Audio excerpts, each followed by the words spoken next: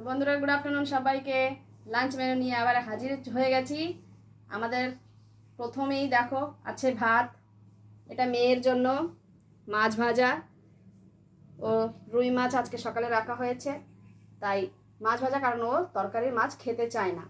সেই মাছেরই দেখো তেল ভাজা আছে, বরবটি দিয়ে শুকনো করে কষা কষাভাবে একটা গামাখো তরকারি, আর আছে ওই রুই মাছ দিয়েই ছোট কাঁচা কলা দিয়ে, কাঁচা লঙ্কা দিয়ে, কালো জিরে দিয়ে, জিরে ধনের গুঁড়ো দিয়ে মাছের ঝোল।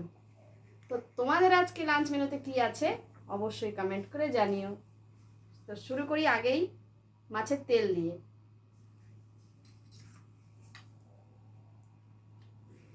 তো সবাই ভালো থেকো, টাটা। দেখা হচ্ছে অন্য আরও একটা নতুন ব্লগের সঙ্গে।